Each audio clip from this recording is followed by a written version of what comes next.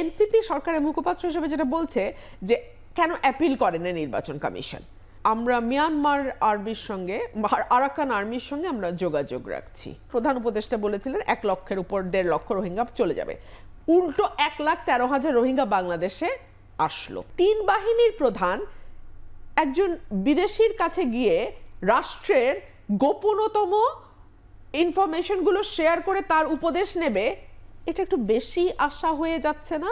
যে পলিটিক্স এর পারসেপশন বড় ভয়ঙ্কর। রবিন ফারা, যেটা বিরতির আগে আলোচনা হচ্ছিল যে বিএনপির একটা দাবি ছিল যে উপদেষ্টা পরিষদ পুনর্গঠনে জাতীয় নিরাপত্তা উপদেষ্টা সহ আরো 2 উপদেষ্টার পদত্যাগ এবং পুনর্গঠন বা পদত্যাগ। এরপরের ইস্যু যেটা যে ঠিক ওইভাবে আলোচনায় না আসলো, জাতীয় সরকারের কথা আলোচনা হচ্ছিল, তো বিএনপি তো এখন বাইরে থেকে নির্বাচনের জন্য চেষ্টা করছে। যদি এমন হয় জাতীয় সরকার গঠন করে রাজনৈতিক দলগুলোকে আনা যায়, তাহলে তো আর এই নির্বাচন অনুষ্ঠানের মানে এই কনস্পিরেসির ইস্যু থাকে না, তারাই নির্বাচন কন্ডাক্ট করলো, তারাই অংশ নিল, সেটা হয় কিনা? এটা এত ঘোলা কেন করতে হবে? আমি জানি না, আমি আমার মানে একজন ক্ষুদ্র রাজনৈতিক কর্মীর দৃষ্টিভঙ্গি থেকেই বলি, আমরা 15 বছর বাংলাদেশে কোনো সুষ্ঠু নির্বাচন হয়নি। 15 বছর কোনো জনপ্রতিনিধি মানুষের প্রতিনিধিত্ব করে এমন জনপ্রতিনিধি আমরা দেখিনি। গত 15 বছর কোনো জবাবদিহিতা আমরা সরকারের কাছে পাইনি। অর্থাৎ একটি দেশ যথেষ্ট পিছিয়েছে, গণতন্ত্র, মানবাধিকার, বাকস্বাধীনতা, এগুলোর যে ইন্ডেক্স, এগুলোতে আমরা যথেষ্ট পিছিয়েছি। মানে আর কেন পেছাতে হবে এবং ইচ্ছেকৃতভাবে কেন আর পেছাতে হবে আমি বুঝতে পারছি না।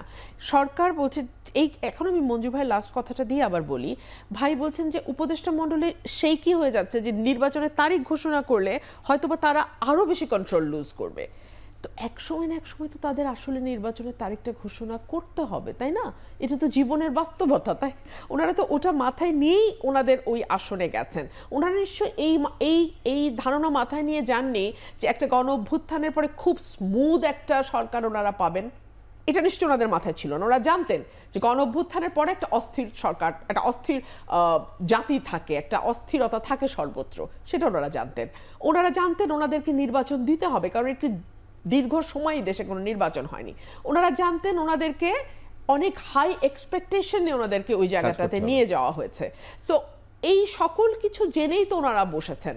ওনারা কেউ ওখানে শিশু নন, কেউ অপ্রাপ্ত বয়স্ক নন, প্রত্যেকেই প্রাপ্তবয়স্ক এবং যথেষ্ট মানে উজ্জ্বল ক্ষেত্রে, প্রত্যেকে যার যার ক্ষেত্রে যথেষ্ট উজ্জ্বল ভূমিকা রেখেছে।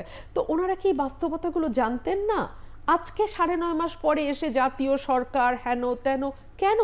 আর যেই 3 জন উপদেষ্টার কথা বিএনপি স্পেসিফিক্যালি বলেছে, ডক্টর খলিলুর রহমান, ওনার নানান রকম বিতর্ক ওনাকে নিয়ে আছে, সেই বিতর্কগুলো আমি একপাশে সরিয়ে রেখে বলছি। উনি প্রথমেই বললেন যে আমরা মিয়ানমার আর্মির সঙ্গে আরাকান আর্মির সঙ্গে আমরা যোগাযোগ রাখছি। Arakan army is a non state actor এবং জান্তা সরকার নাকি, আমরা জানতামও না, এর 1 মাস আগেই বাংলাদেশ সরকারকে চিঠি দিয়ে এই ব্যাপারে সাবধান করেছে। সো উনি দীর্ঘ 23 বছর বিদেশে কাটিয়ে এবং সম্ভবত ছদ্মনামে উনি চলতেন, রজার রহমান ওনার নাম ছিল। হ্যাঁ, এগুলো খুব ফিশি ব্যাপার, এগুলো খুব চমৎকার ব্যাপার নয়। এবং উন্নত বিশ্বে ভিন্ন নামে কারা বাস করেন এগুলোর ব্যাপারে আমাদের আইডিয়া আছে ভাই। মানে আমরাও তো দেশের বাইরে ছিলাম, পড়াশোনা করেছি, কাজেও গেছি বহুবার, কারা ভিন্ন নাম নিয়ে ভিন্ন পরিচয়ে বাস করেন আমরা বুঝি।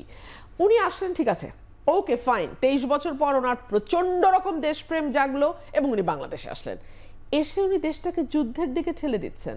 এবং পররাষ্ট্র উপদেষ্টা বলে একজন আছেন আমাদের, যার দীর্ঘ ফরেন সার্ভিসে প্রফেশনাল হিসেবে কাজ করার লং হিস্ট্রি ব্যাকগ্রাউন্ড আছে, তার সঙ্গে ওনার বয়ান, খলিলুর রহমান সাহেবের সাথে ওনার বয়ান মিলছে না। কিন্তু 2 হলো ওনাকে রোহিঙ্গা বিষয়ক স্পেশাল রিপ্রেজেন্টেটিভ করা হয়েছে।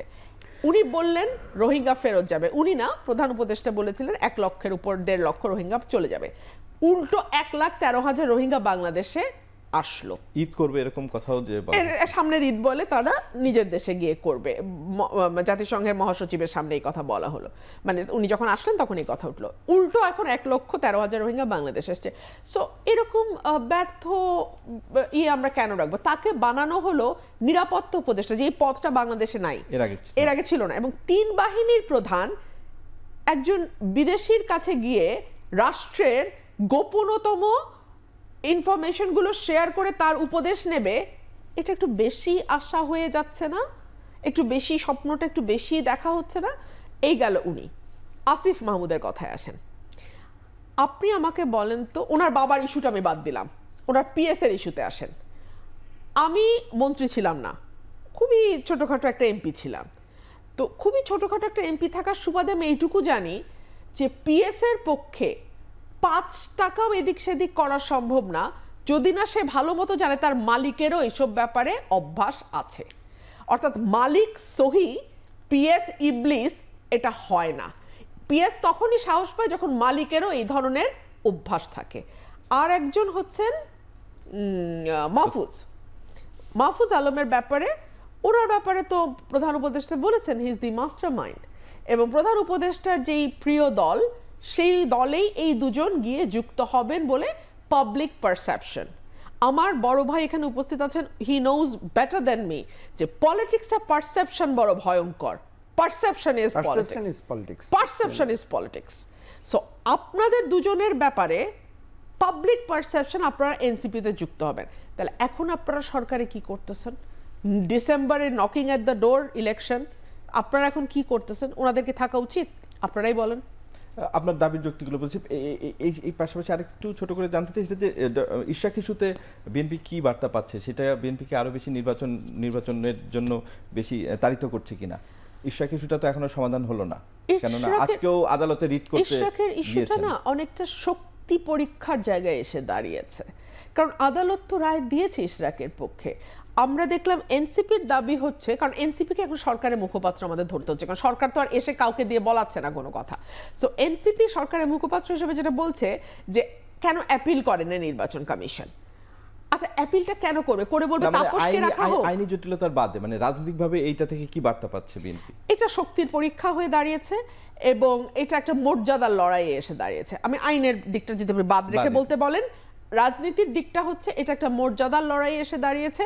এবং আপনি দেখেন উত্তর সিটি কর্পোরেশন যাকে দিয়ে চালানো হচ্ছে প্রশাসক, তার ব্যাপারেও আমরা শুনতে পাচ্ছি তিনি একটা নিষিদ্ধ সংগঠনের একজন কর্মী, যদিও সেটা তিনি অস্বীকার করেছেন, কিন্তু এরকম একটা কথা শোনা যাচ্ছে।